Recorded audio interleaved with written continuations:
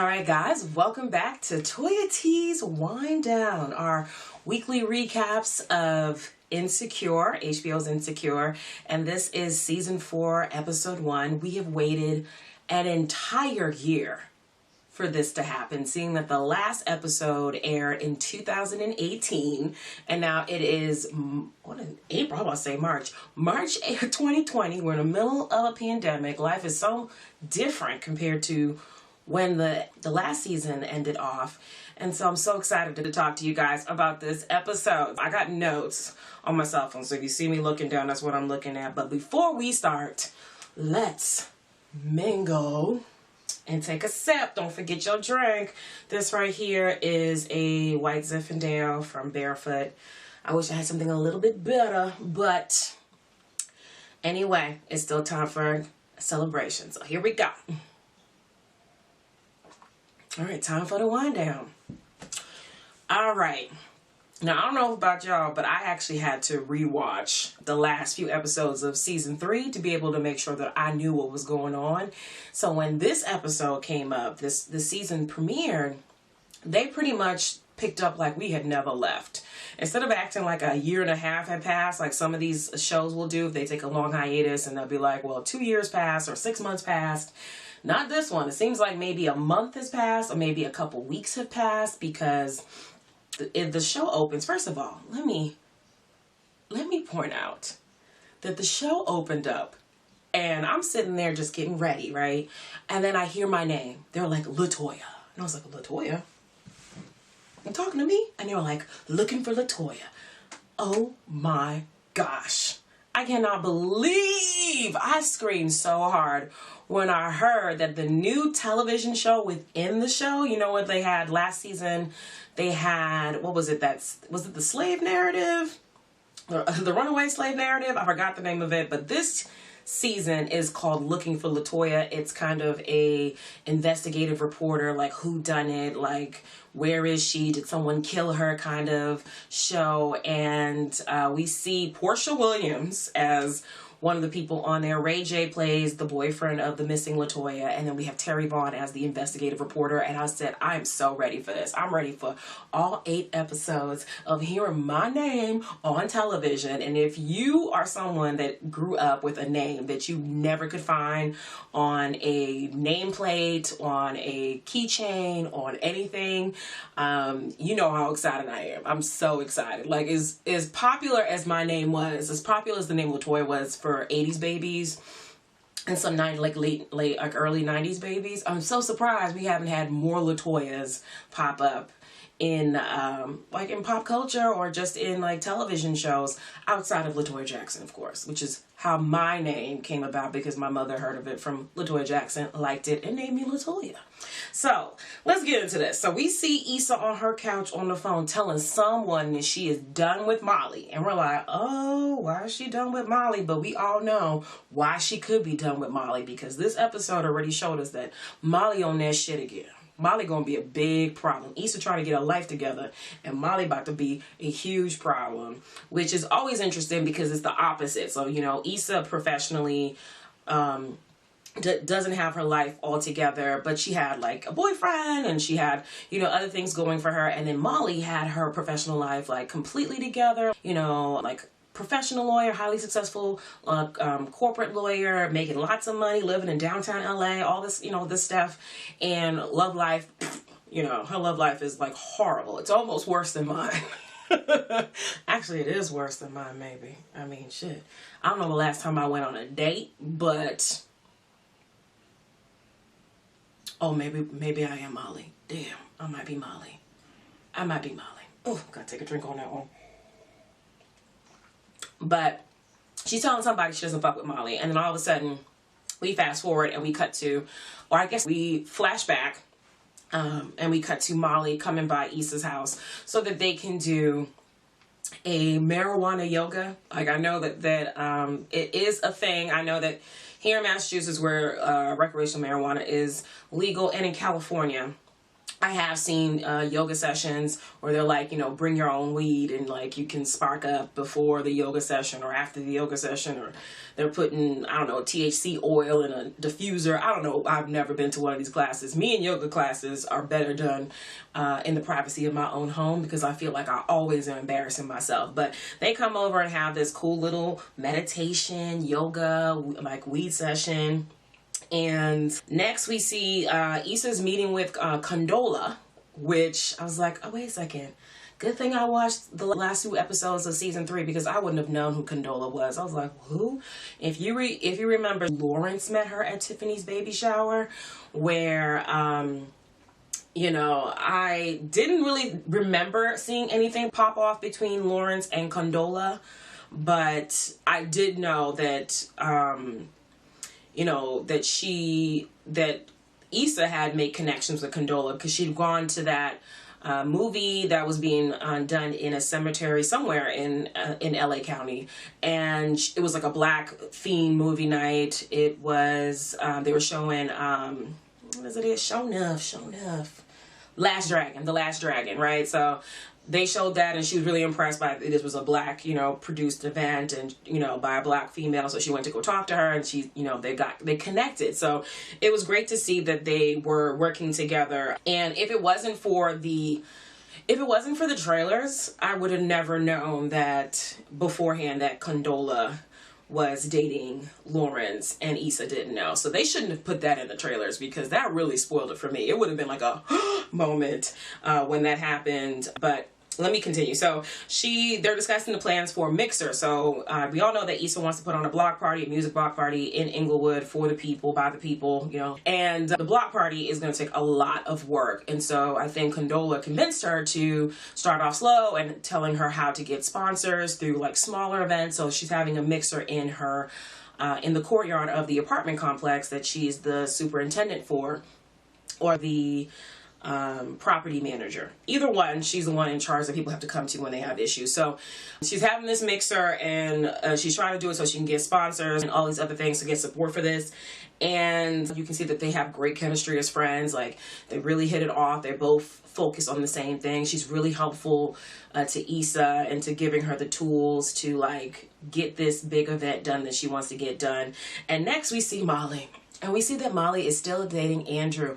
Now, I don't know how much time has passed. I told you, I think it's only been maybe a month, maybe 2 months, let's say 3 months, but it hasn't been half a year. I don't think that much time has gone by, because Molly is still in the dating phase, like fun dating phase with Andrew, but after the way she played him last season, I'm surprised he's still talking to her. I mean, he must be really interested in getting in Molly's pants, or must really feel her, must be vibing with her, because she did him so dirty last season. And so I was really surprised to see them still dating.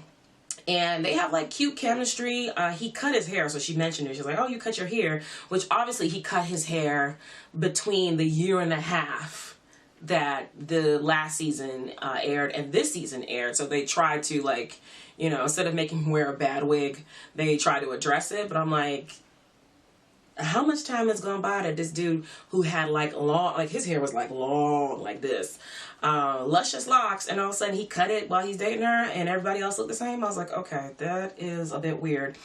But they're in a bowling alley, a real bougie one.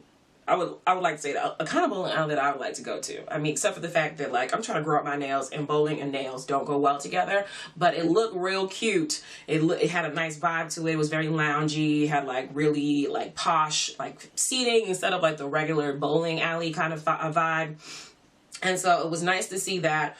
Next scene, you know how they like to hit us with the sex scenes, like just out of nowhere, just fucking. Right? That's how season 3 opened up, was with Daniel having sex with some other chick while Issa was sleeping on the couch. This one, we see Issa with this big man. And I don't mean that in a derogatory way. I mean, like, he was a big boy. He said it. He's like, this was, you know, he was like, you know, hitting it. Or thought he was hitting it. For the back, and I was like, ooh, and she's like, oh, that hurt, that don't feel good. And they had to like reposition themselves, but he did mention like, this is what you have, that's what happens when you mess with a big boy. And I was like, oh, okay, I see you. I see equal opportunity lovers. I mean, I like me a little Billy, you know, a little Billy. So I get it, Issa, I get it. And so they get off, you know, and missionary. She said, you know, it works for the church, so it works always well for her. I think that this character is going to stick around for a bit, even though I don't know his name. Do you know his name? Let me know if you know his name. I hate to be calling him Big Man, but that's what I wrote in my notes. I wrote Big Man works for TSA. So we know that he works for TSA. And I automatically thought of Little Rel's character from Get Out, and he would have been a perfect character to play this, you know, to go off that Get Out character, except for the fact that he was on a previous season. Remember that he had messed with Molly, like he was a lawyer from Chicago, and they ended up hooking up in his office in Chicago, and so they can't bring Little Rel in to be this character. But I think he would have been just as funny or funnier than this guy because of the like Get Out reference. So he works for TSA. After he leaves, I mean, I kind of like this dude. Like, I thought it was like a joke, like, oh gosh, I brought this random home, and that, you know, now he don't know what he's doing. But it seemed like this is now her bang bang, and that's what I'm gonna call him now instead of Big Man, because Big Man from TSA. This is her bang bang. This dude seems like he's up for the job. Next we see Issa. Next we see Issa shopping with Molly at a store that apparently she continuously buys clothes from, wears, and returns. And the girl that works there, she's like, you can't keep doing this. And I just thought that was funny. She was like, yes, I am. So she was doing that during the time they were shopping. Molly asked if Nathan can come to Issa's mixer because he's roommates with Andrew. And again, if I didn't watch the last season, I would have completely forgot who Nathan was. You remember Nathan was light-skinned bae, who she had sex with on the Ferris wheel at Coachella. We can call him Coachella Bae or whatever. The one that ghosted her. We can call him Ghost Bae. You can call him Ghost. We can call him Casper, the friendly ghost, because he left and came back. And on the last episode of season 3, tried to make it up to Issa and was like, I'd like to try again. You know, like, I get into, you know, my head sometimes. And she told him that she needed space. So I was very proud of Issa for telling Molly that, you know, I don't think it's a good idea for Nathan to come. Like, this is not a party. This is a fundraising mixer, and I don't need him there to distract me when I'm supposed to be wooing these sponsors. So she made a good decision there. Very proud of Issa. Good job, girl. Okay. Let's see. Then we see a little bit more of Looking for LaToya, which is now my favorite show, my favorite fictional show. And I want a full season of it. If they have a web series, I need to check HBO's website, because I wonder if they have like the whole season of Looking for LaToya as like a web series, because I would love to watch that. I would review that. Okay, I'm so excited about this show using my name. I'm so excited. Looking for LaToya. She right here. You looking for her. Okay. All right. So we see that Lawrence is watching the show, and Lawrence, let's see. Did I skip? Oh, I did. I skipped. Okay. Let me. Okay.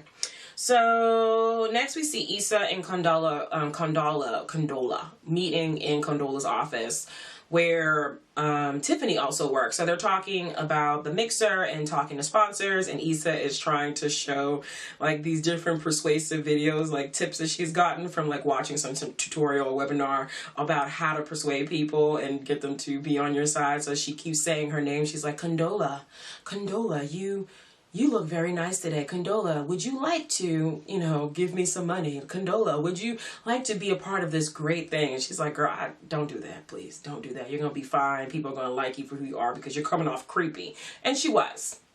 And so during this time, Tiffany walks in, right?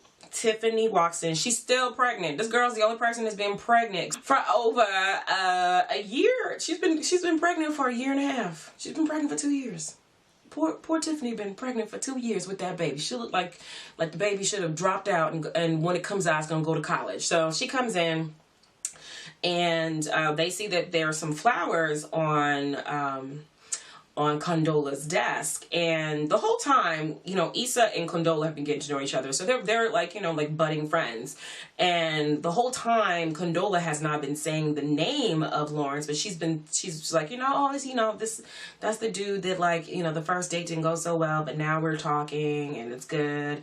And, so no names have been exchanged until now. So, you know, Condola's like, oh, like when Tiffany says, oh, who's these flowers from? From this person? She's like, no, from the other dude, like the dude that I met at your baby shower. I actually met him at your baby shower. And Issa's like, wait a second. She put two and two together. She's like, let me remember this baby shower. Now, let me think about how many single guys were at this baby shower, because most of the guys there were married to the women that were there. So she's like, okay, so take those out. Which also includes Dro. She's like, my brother was there, but he's gay. So who is the man that, the look, the recognition? She's like, this can't be Lawrence. And Tiffany's like, you talking about the same dude that you went on a date with? But then, and she's like, yeah. And then Condola says, yeah, his name is Lawrence. And Issa is like jaw dropped. She just didn't know what to do. Tiffany's like, and let me say this. Tiffany's the worst friend. If you were my friend and you knew that my ex-boyfriend of 5 years went on a date with any one of your other friends, anybody of your friends that you know, you should have said something. That is some shitty friend behavior. I don't care if she's pregnant. I'm cursing her the hell out. I might put her into early labor. Forget early labor. She's been pregnant for 2 years. I might put her into actual labor so she'll be happy and so she can drop that baby. I would have cursed her the fuck out, because that's dirty. And she's just like, and so you can tell it was just very uncomfortable for all three of them. And, you know, Condola's like, well, are you okay? And then Issa's like, I'm fine. But you know, Issa's not fine. Issa's going crazy in her head. And we see her walk off, and she imagines Lawrence. She has like a hallucination of Lawrence and Condola having sex all over Tiffany's baby shower. Like, if they did a good job recreating it, like the whole setup, they were having sex everywhere. She's like, oh, she's like, she hears people doing something. She looks and she's like, oh my gosh. And like they're like, you know, they're saying like funny things while doing it. And every place that she looks, they're doing it, and she breaks out of it. So obviously she's not cool with it. Condola's obviously not cool with it either, because she goes over to Lawrence's place and she mentions, like, he's like, well, you know, are we good? What's going on? And she's like, yo, so I think I'm friends with your ex. And he's like, which ex? And I don't know if he was thinking about Tasha. I don't know if he was thinking about Tasha, but we haven't seen her in forever, so I don't know how that would have worked. And he didn't even consider her his girlfriend anyway. So remember, when he met Tasha's family, he went MIA and then ended messing with the girl that worked at his job. So she's like, Issa, and he's like, oh my gosh. And then he starts like, you know, like stuttering too, like, oh, this is weird, like, because he was supposed to come to the mixer, but he didn't know it was Issa's mixer. So he was going to come with her to that thing. And she's like, yeah, the girl I've been working with this whole time has been Issa. He's like, oh, I had no idea. And, you know, he doesn't quite know what to do. And he's like, maybe I shouldn't come. So he's not going to go to the mixer. But she didn't know all the details because, you know, after Tiffany and Issa left, I guess there was no information given. So she got information from him. He's like, oh yeah, like, she's like, how long did y'all date? He was like 5 years. And you could see, she's like, 5 years? It's not like a little ex-girlfriend. This is like serious girlfriend. He should have said 5 years, we lived together, she cheated on me, he should have gave her all the information. Maybe he did, but she left after that. She said, you know what, I can't hang out with you tonight, because they were supposed to hang out at his place, watching Looking for LaToya. You know, watching Looking for LaToya. Great time. But she left. Next, we see Issa is setting up for the mixer, and Condola comes by, and it's kind of awkward, but she's still there to support her. We see that we see how budget this is. Like, I mean, this is a test of real friendship. If you're trying to put something together, you don't have money, definitely ask your friends to help you. So she got her brother to DJ, and he's still funny as ever. And apparently one of the tenants in the building is trying to get her brother, and she's like, is your brother single? And she's like, yes, but he's gay. And she's like, my baby daddy's gay, so what do you mean by that? So it was just really funny. And the son's like, Okay. So, they're setting up. Kelly's working the bar, which, no, not a good idea. Because, not that she's drinking the liquor, but that she's over serving the men there. So she is telling Issa, like, oh, there's one dude over there that's like this, silver fox over there, the silver fox that looks like Bill Murray to her.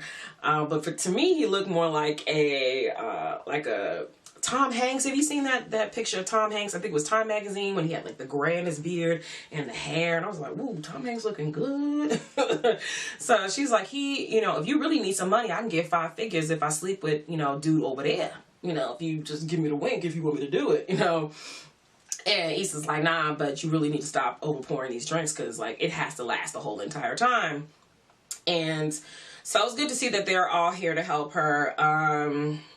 Issa, as usual, is being awkward. 1, because of her nerves, because she's Issa. 2, because of the whole Condola thing, and she's still uncomfortable with Condola and the whole Lawrence thing and her, them being so close. And then Tiffany's there. She's kind of awkward with Tiffany, and she hasn't really told any of them, like, what the deal is about, her and Condola, but she's being like super awkward to every single investor. They're asking her questions and she's acting like she doesn't know like the answers. It's her event. She's very passionate about it. And so she's like telling everybody different answers, like, oh no, this is not a political event. Yes, it's a political event. In the meantime, we're also seeing Molly on her way there. She's driving in her car with Andrew and they're talking, and this is where Molly starts acting like Molly, and we find out that Andrew is dating someone else, which makes sense. Not dating someone else, but dating other people. Just like they're casually dating. They're not in a monogamous relationship. They're not serious. And after what she did to him last season, it makes sense. Like, she ghosted him. She came back and apologized. She was weird. And if I was him, I would be doing the same thing too. So it was good to see that he has some sense. But of course, Molly was saying that it's casual, but then she's catching feelings for him, and she lies to him and says that she's also dating other people. But you can already see the wheels turning where she's about to ghost him. Like, oh no, I'm about to, like, not mess with him anymore. So when they get to the event, she's like avoiding him and going to talk to Issa, and Issa's like, freaking out because she's been acting really awkward and weird with everyone. So luckily for Issa, and I don't know how lucky, but her brother, so people started to leave because they were thinking like this is supposed to be a party, and they're like, it's whack, it's boring, this is not what I expected, and she hasn't gotten anybody to sign up to be a sponsor. And her brother plays Kaya's My Neck, My Back, right? All the ladies pop your pussy like this, shake your body, don't stop, don't miss.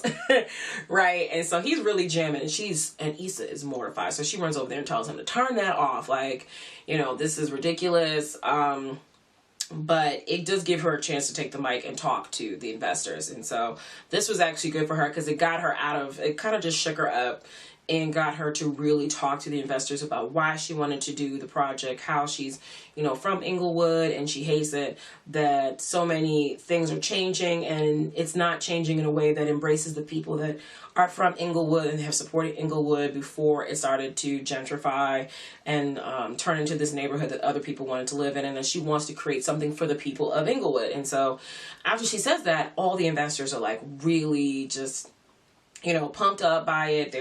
They really felt her message, and she ended up with 30 sponsors at the end of the night because of this impassioned speech. So good for Issa for finally getting out of her head, because when she does get out of her head, she does really great. I think that's the great thing about the show, is that the characters don't always have things happen so easily for them. Like, you see them actually fumble, you see them make mistakes, you see them get in their heads, but you also see their potential, and when they're on their game, they're on their game. So it was good to see that. And with that, you can see that Issa kind of got over her issues with Condola too. And Condola like sees her like, like, oh, you did a great job, and she leaves before the event is over. Ooh, Molly being Molly with Andrew. Molly being Molly with Andrew. Oh my gosh, I can't believe I called myself a Molly. Am I a Molly? How do I get out of being a Molly? Gosh, I don't think I'm a Molly. I'm not a Molly. I have to go on dates to be a Molly. Let me stop making fun of my freaking single life. Anyway, so she's avoiding him the whole time, and she's telling Issa, well, I'm letting go of anything that doesn't serve me. Like, he's dating other people, and, you know, I'm not with that. And Issa's like, wait a second, you really like him. Like, stop messing this up. Like, you said it was supposed to be fun and casual. If that's what he thinks it is, then he's doing exactly what he's supposed to do. Now, if you feel a certain way, you should tell him, because just dumping him and acting like he was the problem is why you're in this issue, in this problem, in this situation in the first place with your love life. So, and with other people, because we see that Andrew, I forgot to mention, has been helping her try to mend fences with the other lawyers at the new law firm that she works at, because last season she went from that predominantly white corporate law firm to a predominantly black corporate law firm, where she was being extra pushy like she was, and not at the white law firm, and she was like trying to like be very aggressive and like stepping over people. And so at the end, like, and none of the junior associates were feeling her. Like, they were icing her out. They're like, you can go work by yourself, we're not trying to help you. And so it seems like Andrew's been really helpful in helping her like make friends. She's like, yeah, I have one friend now, and he's like, you should work on trying to make amends with other people, because last season Issa told her, like, you know, do you really want to become partner and then be a partner by yourself? Like, you want to be successful and have no one to be there to support you? And she's like, nah. So you see that she's working on that, and Andrew's a good dude. So we see at the end, right, Condola and Lawrence. So Condola comes over to Lawrence's place, and he's like, how was the mixture? She was like, it was good. And he's like, are we good? And she's like, yeah, we're good. And she was giving him the looks. I was like, oh, it's about to go down. It's about to go down. And so, yeah, so we end it off with, you know, them getting busy. And at the same time, Issa is texting Condola saying, thanks, girl, for everything. And I said, she's saying you're welcome on Lawrence's D-I-C-K. Now, I think this is going to be a huge problem for the rest of the season. And I think what's going to happen is that I think Nathan's going to come back. I don't know how he's going to fit into it, but I do think, and I've seen people saying it, that I think Lawrence and Issa are going to get back together. Either that or they're going to hook up. And it's gonna be right before the block party. So now that she has these sponsors, we know this block party is gonna happen. And I think what's going to mess this up, because, you know, something has to like be there has to be some kind of conflict. I think the conflict is going to be like, this girl is going to bring in all these acts and all these sponsors. She's going to be helping her. And then somewhere in between that, Lawrence and Issa are going to get it on somewhere. And she's going to find out, and she's going to, I don't know, tell sponsors not to show up, or it's gonna have like a bad repercussion. I can feel it. I feel like Issa and Lawrence aren't done, and we saw that from last season where they went on a coffee date and they were talking and, like, you know, really just being friendly with each other. And you can see why they dated for so long and why they were in a relationship, because they have a lot in common. They're both really nerdy. They're both really nerdy, geeky people that are into, like, the Last Dragon, and and talking about Thug Yoda, which I hope they would bring Thug Yoda back. I miss Thug Yoda. And his sleeping on the couch, new barbarator. I need some Thug Yoda back on here, but I think this is going to be a good season. I just wish they would give us an hour-long, like, you were gone for 2 years. Insecure, why can't you give us hour-long episodes?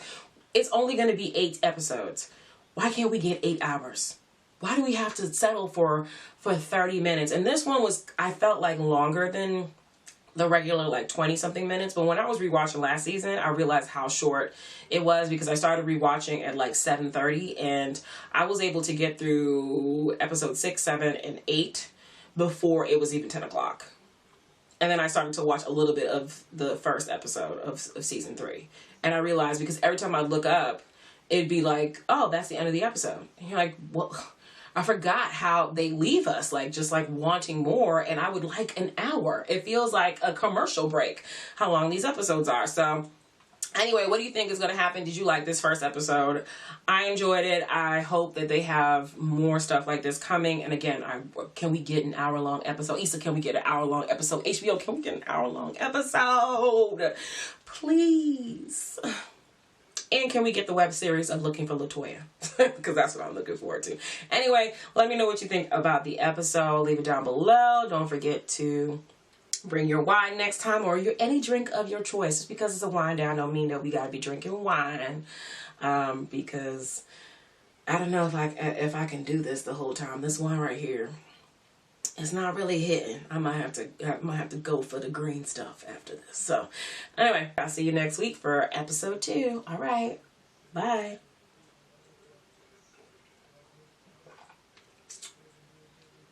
I need an edible.